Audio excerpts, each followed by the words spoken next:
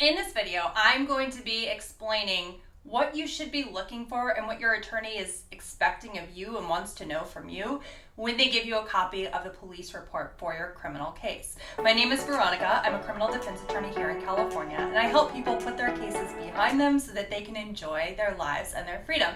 Okay, so let's jump right into what your attorney needs from you when you look at the police report. When your attorney hands you the police report, they are counting on your firsthand knowledge. I mean, they know the law and the courtroom, but you know the facts of what happened because you were there or you weren't there, and then you can explain to the attorney why it's not possible you were there. It's a case of mistaken identity. But anyway, that's why it's essential for you to carefully check the police report for accuracy and for completeness. So here's what you should look for. Start with your own statements. If the police say that you said something in the report, confirm that they have reported it just as you made that statement. So if, for example, you told the police that you were at the library until 8 p.m. and the report incorrectly states that you said that you left the library at 7 p.m., then that is an error, and depending on the facts of the case, that could make a big difference. The second thing that you should look for is, what does the report say that the alleged victim said? If you recall hearing the alleged victim tell the police that you never hit her, and yet the report says the opposite, then that is something important for you to point out to your attorney. Now, they may have separated you from the alleged victim so you couldn't hear what the alleged victim said, but the alleged victim might have told you what they said to the police, and they may or may not be telling you the truth, but you might have some information there. Same thing for witness statements. If you heard a witness talking to the police and you heard what they said, but the police report inaccurately states what they said, then you need to make sure that your attorney knows that. Now, there might be body-worn video of exactly what everybody said. Hopefully there is, but sometimes there's not. And this also pinpoints to your attorney, hey, this is something important. This is something big to look for depending on what the detail is.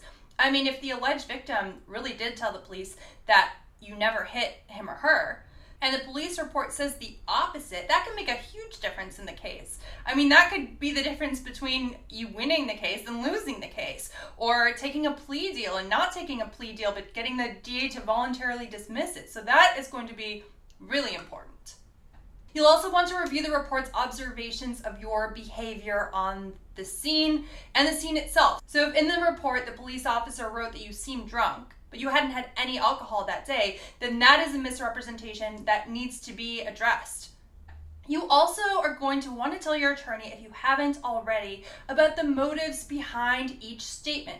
Is there a reason why the alleged victim might have made statements against you? What about the witness? Maybe the witness is a neighbor that you've had a long-standing dispute with, and so that's going to be important for your attorney to know. Oftentimes, at the very first court date, all we will get is the written discovery. So just like the police report and the complaint against you, the charges against you. We won't necessarily get the body-worn video, won't necessarily get photos, sometimes we will, but if the officers were wearing body-worn cameras, if they took photos at the scene, if they collected evidence, then that should be noted in the report.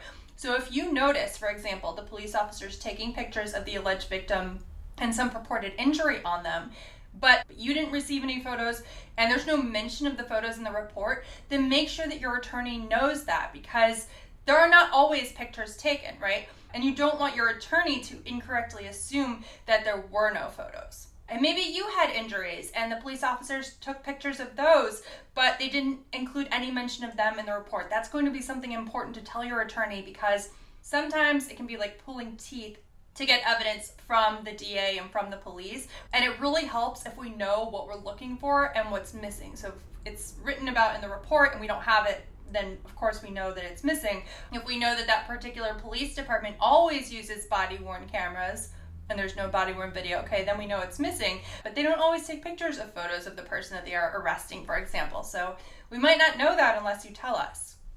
What about if you have witnesses? If you have witnesses who are on your side, you need to make sure to tell your attorney about that, and ideally tell them early.